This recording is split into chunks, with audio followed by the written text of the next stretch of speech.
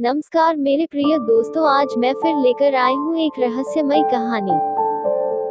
कहानी सुनाने से पहले आपसे अनुरोध है कि आपने हमारा चैनल सब्सक्राइब नहीं किया है तो सब्सक्राइब जरूर कर लें और साथ में बेल आइकॉन घंटी जरूर दबाएं, जिससे हम कोई भी कहानी अपलोड करें तो वो सबसे पहले आप तक पहुँचे। अब चलते हैं कहानी की ओर।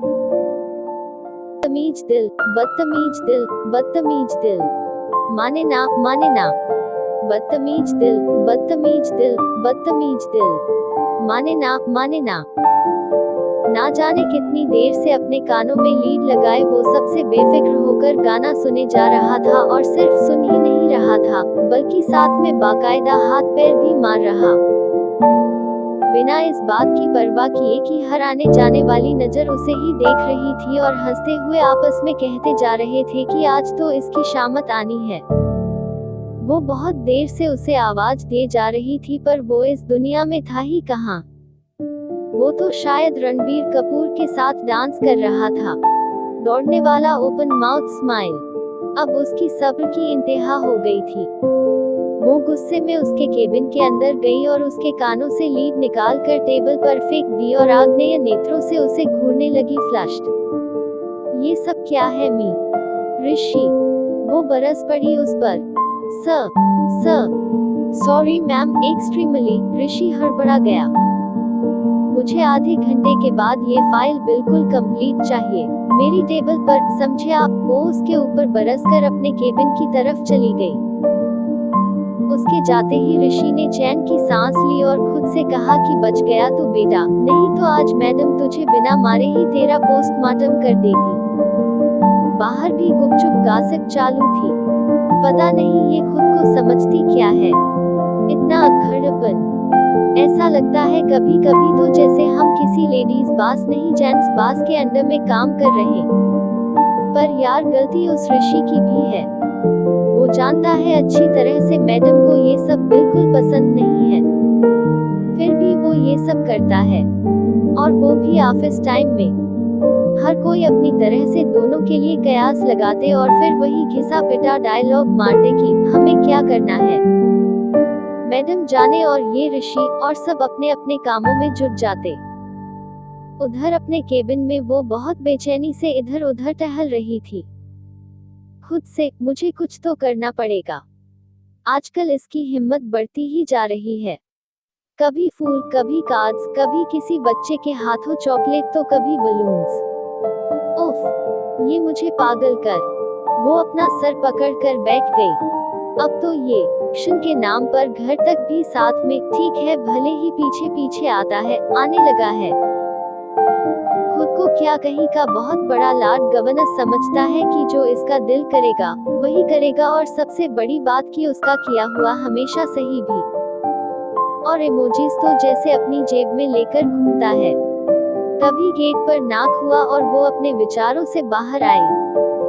कमिंग, उसने कहा। ऋषि उस फाइल के साथ उसके सामने खड़ा था। रख दो यहाँ और मुझे दयाल एंड कंपनी की एक्सपोर्ट वाली फाइल पर एक डिक्टेशन लिख कर दो लंच से पहले, उसने बिना उसकी तरफ देखे हुए कहा और अपने लैपटॉप पर कुछ काम करने लगी। थोड़ी देर में जब उसने सामने देखा तो ऋषि सामने ही खड़ा था, और उसे अपने सामने खड़ा देखकर वो चौंक। तुम अभी तक यहीं हो? तुमने सुना नहीं, मैंने तुमसे कुछ कहा है। ऋषि मुस्कुराते हुए वहां से चला। उसने बेल बजाई। थोड़ी देर में बंशी काका आ गए अपने साथ एक कप कड़क चाय लेकर। वो मुस्कुराते हुए बोली कि आपको पता चल ही जाता है कि मैं आपको क्यों बुला रही हूँ। Open mouth smile. बंशी काका ने कहा कि बिटिया, तुमको बचपन से जानता हूँ, तुम्हें कब क्या चाहिए मुझे बहुत अच्छी तरह से पता है। वो अपना थोड़ा सा काम निपटा कर एक अर्जेंट मीटिंग के लिए निकल गई, और उसके जाते ही ऑफिस में फिर से रंगीनियत छा गई। उसके जाने के बाद ऑफिस का इंचार्ज ऋषि ही होता था। अब जब इंचार्ज खुद इतना मस्त मौला टाइप का है तो फिर ऑफिस का माहौल कैसा हो सकता था, आप लोग खुद ही अनुमान लगा सकते थे। अभी तक जो गाना वो लीड लगाकर सुन रहा था, अब वो स्पीकर पर बज रहा था, और वो ऐसे वैसे और ना जाने कैसे कैसे पोज बनाते हुए अपना काम कर रहा था। पान में पुदीना देखा, नाक का नगीना देखा, चिकनी चमेली देखी, चिकना कमीना देखा। चांद ने चीटर होके चीट किया तो सारे तारे बोले गिली गिली अक्खा। मेरी बात तेरी बात, ज्यादा बातें बुरी बात। थाली में कटोरी लेकर आलू भात मूली भात। मेरे पीछे किसी ने रिपीट किया तो साला मैंने तेरे मुंह पे मारा मुक्का। पा परा परा परा परा परा। इस पे भूत कोई चढ़ा है, ठहर ना जाने ना। अब तो क्या भला क्या बुरा है, फर्क पहचाने ना। जिद पकड़ कर खड़ा है कमबख्त, छोड़ना जाने ना। बदतमीज दिल बदतमीज दिल बदतमीज दिल। माने ना बदतमीज दिल। बाहर उसी के मिजाज के एम्प्लॉय भी मस्ती में डूबे हुए थे और जो सीनियर थे वो बस चिंता में सर झुकाए काम करते चले जा रहे थे कि अगर इस बीच मैडम आ गई तो आज ऋषि को उनके गुस्से से कोई नहीं बचा पाएगा। पर फिलहाल मैडम मीटिंग में बिजी थी और ऋषि अपने म्यूजिकल कॉन्सर्ट। हालांकि वो ये बात बहुत अच्छे से जानती थी कि उसके पीठ पीछे ऋषि ऑफिस का क्या हाल करता था, पर वो अपने काम में एक्सपर्ट था और इसीलिए वो उसकी इन सब बकवासों को झेल रही थी। वरना उसने ऋषि की उम्र के लड़कों को गली मोहल्लों में बस लड़कियों को ताड़ते हुए या फिर बाप की कमाई पर ऐश करते हुए देखा था, पर ऋषि इन सबसे अलग था। हाँ, वो वाकई सबसे अलग। तभी तो वो ऐसी हरकत कर बैठा था जिसका खुद उसे भी अंदाजा नहीं था कि वो कुछ ऐसा भी कर सकता। बात करते हैं उसकी, जिसकी ये कंपनी है, जिसने अपने नाजुक से कंधों पर इतनी बड़ी कंपनी एस्टेब्लिश की और उसे सफलतापूर्वक चला भी रही थी। वो माँ, पापा और एक छोटा भाई, यही तो उसकी दुनिया थे। पर एक हादसे ने सब कुछ तबाह कर दिया। जब बच्चों के सर से बाप का साया उठ जाता है तभी इस बेदर्द जमाने के सितम पता चलते हैं। घर में खाने वाले 3 जन और कमाने वाला कोई नहीं था। वो उस समय 12 TH में थी और छोटा भाई 9वीं कक्षा में पढ़ रहा था जब ये सबसे अनर्थ हुआ था। पापा एक प्राइवेट कंपनी में मैनेजर थे। जब तक पापा थे, बाहरी दुनिया की तपिश ने बच्चों को कभी परेशान नहीं किया। पर अब सब समझ में आ रहा था कि कौन सच में अपने थे और कौन सिर्फ सुख के साथी थे। और ऐसे ही किसी अपने ने उसे समझाया कि तुम होशियार हो, तुम प्राइवेट ट्यूशन क्यों नहीं स्टार्ट कर देती हो। तुम्हारी पढ़ाई और विकास की पढ़ाई भी होती रहेगी और घर का खर्च भी आसानी से निकल आएगा। उसे ये आइडिया जम गया और उसने घर पर ही ट्यूशन करना शुरू कर दिया। वो अपनी पढ़ाई में बहुत अच्छी थी तो धीरे धीरे उसके पास बच्चों की संख्या बढ़ने लगी और उसने मेहनत और लगन से न सिर्फ अपनी पढ़ाई पूरी की बल्कि छोटे भाई को IIT में भी दाखिला दिलवाया। कुछ समय बाद उसने एक शुरुआत की, रेडीमेड गारमेंट्स की खरीद फरोख्त की और उसने अपने दम पर उस छोटी सी शुरुआत को एक मजबूत बिजनेस में बदल दिया। आज उसके पूरे इंडिया में अलग अलग रेडीमेड गारमेंट्स की सीरीज चल रही थी और सबका एक ही लोगो था, काजल इंडस्ट्रीज लिमिटेड। वंशी काका भी उसके वो पहले सहयोगी और परामर्शक थे जिन्होंने उसे पहले ट्यूशन और फिर बाद में बिजनेस का आइडिया दिया था। पर इन सब की उसे कुछ कीमत भी चुकानी पड़ी। स्ट्रगलिंग दिनों से शाइनिंग दिनों में आते हुए वो कब 30 के पार निकल गई उसे कुछ पता ही नहीं चला। उसे इस बात का कोई अफसोस भी नहीं था, पर माँ जरूर चिंता करती थी कि अब भी बहुत देर नहीं हुई है। तुझे इस विषय में सोच लेना चाहिए बेटा। काजल हंसकर टाल जाती, माँ क्या जरूरत है इस सब की, आप सब हैं ना मेरे। अब तो बस छोटू की शादी की तैयारियां करनी है माँ। वो माँ के गले लगकर बोली। पर बेटा तेरा खुद का घर संसार, उसका। माँ परेशान थी अब भी। ओफो माँ, आप अभी भी वही अटकी पड़ी हैं। ये सब मेरे लिए कोई मायने नहीं रखते हैं अब। ऐसा कोई नहीं है जो मुझे समझ सके और मेरे साथ साथ आपको भी अपनाए। हर कोई बस मेरी कमाई हुई दौलत और मेरे रुतबे से शादी करना चाहता है, मुझसे नहीं। बेटा अपनी आंखों से अविश्वास की पट्टी हटाकर तो देख, शायद तेरे आसपास ही कोई हो, बस तू ही उसे ना देख पा रही हो। माँ ने उसे प्यार से समझाते हुए कहा। एक पल को उसकी आंखों में वो ही नजर आया, पर फिर अपने दिमाग को एकदम से झटकते हुए वो बोली कि माँ, ऐसा कोई नहीं है। पापा के बाद मुझे हर रिश्ते में सिर्फ स्वार्थ और मक्कारी ही नजर आई है। अब तो किसी नए रिश्ते के बारे में सोचते हुए भी डर लगता है। काजल ने शून्य में देखते हुए कहा, पर बेटा ऐसे कैसे? माँ प्लीज, अब इस बात पर अब कोई बहस नहीं होगी। मेरा परिवार तुम और छोटू है बस। काजल अपने रूम की तरफ बढ़ गई, पर ये सब उसका भ्रम था कि उसका छोटू अब भी छोटू ही था। वो अब इंजीनियर विकास सहगल बन चुका था, एक कामयाब आकर्षक डील डॉल वाला इंजीनियर, जिसके पीछे उसके कॉलेज की हर लड़की मरने मारने को तैयार थी। उसे भी प्यार हो गया था चित्रांशी से, उस कॉलेज की सबसे खूबसूरत और गर्वीली लड़की से। और एक दिन जब काजल अपने ऑफिस में किसी मीटिंग के लिए सर खपा रही थी, माँ ने फोन करके उसे अर्जेंट घर आने को कह दिया। घर जाकर पता चला कि विकास का फोन आया था, उसने शादी कर ली है और आज शाम की फ्लाइट से वो मुंबई वापस आ रहा है अपनी पत्नी चित्रांशी के। क्या? काजल को जैसे किसी ने बहुत ऊंचाई से नीचे फेंक दिया था। पर वो ऐसे कैसे कर सकता है? माँ, तुमने सही से सुना था ना कि वो क्या कह रहा था? काजल को अब भी एक झूठी उम्मीद थी कि शायद माँ ने भी कहीं कुछ गलत सुन लिया हो। बेटा, अपने इन हाथों से तुम दोनों को पाल पोस कर बड़ा किया है। तुम दोनों ही कब क्या कहना चाहते हो, मुझे सब समझ में आ जाता है। अभी इतनी भी बूढ़ी नहीं हुई हूँ कि मैं अपने बच्चों की बात भी ना समझ, सावित्री ने कहा। माँ, बहू के स्वागत की तैयारी करो। अब जब उसने शादी कर ही ली है तो फिर बाकी की सब बातें वही खत्म हो जाती हैं। शाम को जब विकास चित्रांशी के साथ घर की चौखट पर खड़ा हुआ तो नए दूल्हे दुल्हन की तरह ही उन दोनों का गृह प्रवेश कराया गया। पर काजल और माँ को जल्दी ही समझ में आ गया कि नई बहू या तो अलग रहने के लिए यहाँ आई है और या फिर एक घर में रहते हुए भी बस अपना हिसाब किताब वाली लाइन पर चलने का सोचकर आई है। एक शाम जब काजल थक हार कर ऑफिस से लौटी तो सबके मिजाज बिगड़े हुए पाए। क्या हुआ माँ? Is everything okay? काजल ने पूछा। मैं बताती हूँ दी। अंदर रूम से चित्रांशी निकल कर आई और उसके मुखमंडल को देखते ही काजल समझ गई थी कि ये रायता इन महारानी का ही फैलाया हुआ था। वो सब कुछ जानते समझते हुए भी मुस्कुरा कर चित्रांशी की ओर देखने। कहो क्या हुआ भाभी? काजल वहीं पड़े सोफे पर बैठ गई। बेचारी ऑफिस से थक हार कर घर आई, बजाय एक गिलास पानी के उसे तो महाभारत देखने और सुनने को मिल।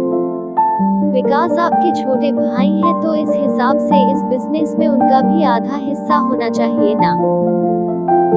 आपको तो खुद ही सोचना चाहिए ना कि आपका भाई किसी दूसरी कंपनी में चीफ इंजीनियर की छोटी पोस्ट पर हो और आप इतने बड़े बिजनेस इंडस्ट्री की अकेली मालकिन बनी बैठी हुई हैं। चित्रांशी ने बहुत ही बेशर्मी से कह दिया और फिर कुटिल मुस्कान के साथ काजल की ओर देखने।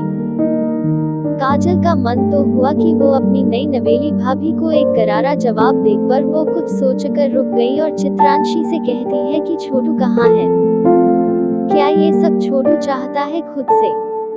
तभी अंदर से छोटू उर्फ विकास भी नजरें चुराता हुआ बाहर आकर खड़ा हो। उसकी झुकी हुई नजरों को देखकर काजल समझ गई थी कि उसे क्या करना था। विकास नजरें झुकाकर काजल और सावित्री के सामने खड़ा था। उसकी झुकी नजरें बिना कुछ कहे भी काजल को सब समझा रही थी। ये हम क्या सुन रहे हैं छोटू? सावित्री ने नाराजगी भरी आवाज में पूछा। मम्मी जी, एक मिनट, चित्रांशी ने सावित्री को बीच में टोकते हुए कहा। ये अब छोटे नहीं रहे हैं तो अब से इन्हें आप छोटू नहीं विकास बुलाइएगा। इनके छुटपन का ही यहाँ पर गलत फायदा उठाया जा रहा है। स्मर्क स्मर्क, छोटू, सॉरी विकास। ये सब क्या है? आज तक माँ की बात को हम दोनों में से किसी ने भी नहीं काटा है। ये बात तुमने भाभी को नहीं बताई क्या? काजल को अब खराब भी लगा और गुस्सा भी लगा। वो अपने लिए कुछ भी सुन और सह सकती थी, पर अपनी जन्मदात्री के लिए वो एक शब्द नहीं सुन सकती थी, और वो भी उसके मुंह से, जो अभी तक घर में ये तक नहीं जान पाई थी कि पूरे घर में किस फ्लोर पर कौन सा कमरा कहाँ है।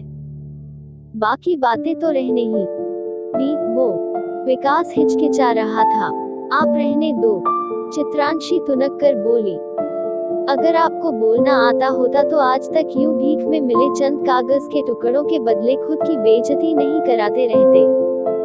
दी, सीधी सी बात है, हमें इस घर में और बिजनेस में हिस्सा चाहिए। बेहयाई और नीचता के सारे रिकॉर्ड टूट गए थे आज सहगल हाउस। तुम्हारा दिमाग तो खराब नहीं हो रखा है बहू, सावित्री ने अपनी जगह से उठते हुए कहा। नहीं मम्मी जी, ना डेट आल, चित्रांशी अदा से मुस्कुराई और उनके सामने बैठते हुए कहा कि आप लोगों को लगा कि विकास को एहसानों के नीचे हमेशा दबा कर रखोगे आप लोग, और हमें थोड़े से कागज के टुकड़े पकड़ाकर आप लोग इतनी बड़ी प्रॉपर्टी और घर पर राज करेंगे। पर मेरे रहते हुए ऐसा कभी नहीं होगा। Smile with horns, smile with horns. Vikas अब भी चुप था। तुम क्या चाहते हो भाई? काजल ने कलेजे को मजबूत करके पूछा। वही जो चित्रांशी ने कहा है अभी, विकास ने गर्दन नीची करके कहा। ओह, तो मेरे छोटे भाई को इस घर में और बिजनेस में हिस्सा चाहिए, है ना? काजल अपनी जगह से उठी और विकास की चेयर के चारों ओर चक्कर लगाने लगी। हाँ हाँ हाँ। विकास अब भी नजरें नहीं मिला पा रहा था काजल से। तो फिर ये बात मेरी आंखों में आंखें डालकर क्यों नहीं कहते हो मी? विकास, सहगल।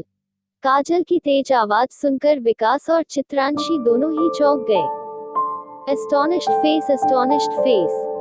हिस्सा चाहिए घर में तो जाओ पहले उस घर के कागजात लेकर आओ जिन्हें छुड़ाने के लिए माँ को घर का एक एक बर्तन तक बेचना पड़ा था। वो घर जिसमें मेरी, तुम्हारी, हम सब की बचपन की यादें बसी हुई हैं। पापा के साथ बिताए गए हर पल, पापा के ना रहने पर उनकी याद में बहाए गए आंसुओं की गंध है उस घर में। खुद को झोंक कर तुम्हारा आज और कल बनाया है मैंने। माँ ने अपना पूरा जीवन तुम पर वार दिया। चित्रांशी को काजल की बातें सुनने में कोई मजा नहीं आ रहा था। उसने कहा कि ये मेलोड्रामा बंद करिए और हमें हमारा हिस्सा दे दीजिए बस। हम खुद ही आप लोगों के साथ नहीं रहना चाहते हैं। कैसा हिस्सा? और किस बात का हिस्सा? सावित्री ने गुर्राते हुए कहा। सुना नहीं तुम दोनों ने? काजल ने क्या कहा? बेटे का हक बाप की संपत्ति पर होता है, ना कि उसकी बहन की खुद की कमाई हुई संपत्ति पर। और तेरे बाप की कमाई हुई दौलत बस वो छोटा सा घर है जिसे मैं कर्जे के चलते छुड़ा ही नहीं पाई।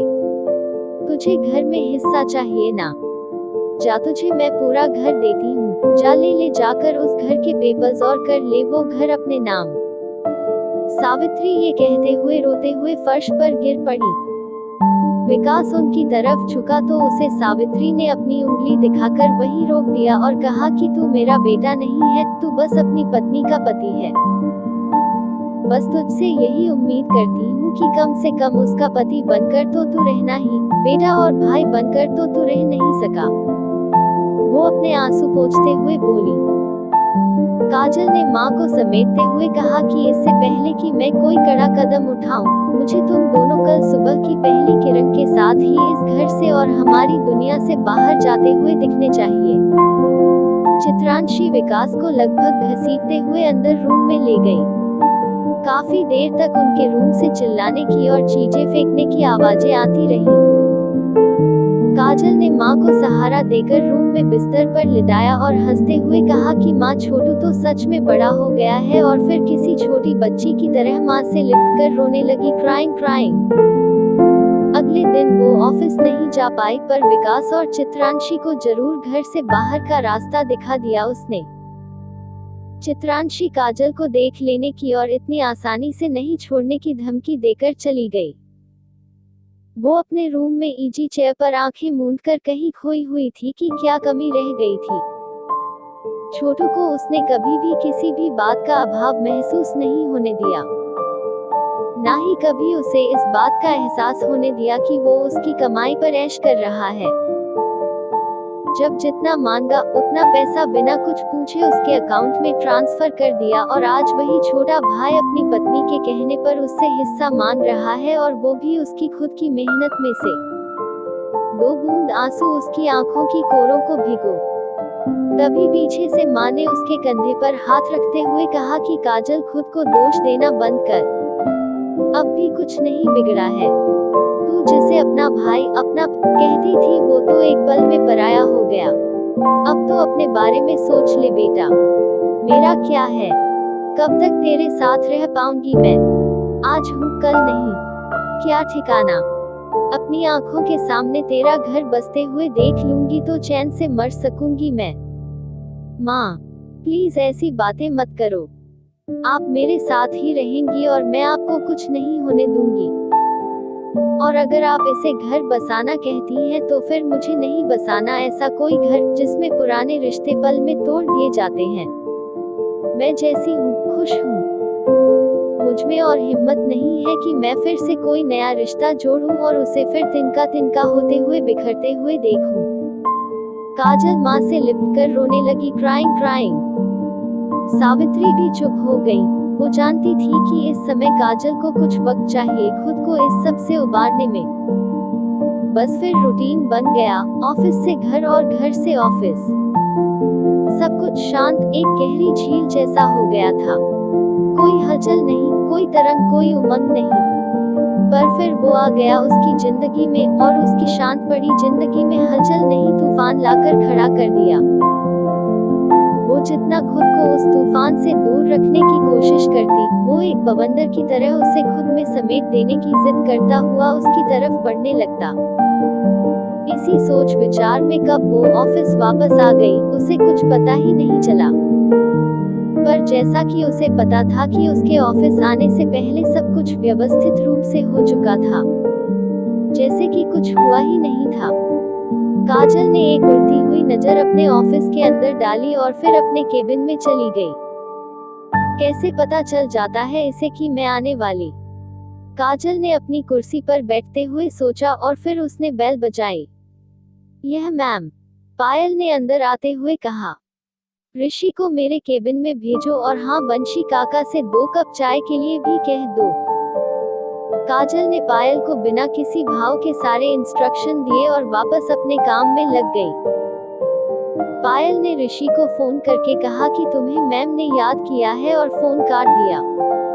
बेटा, कहीं इन्हें तुम्हारी हरकतों के बारे में पता तो नहीं चल गया है?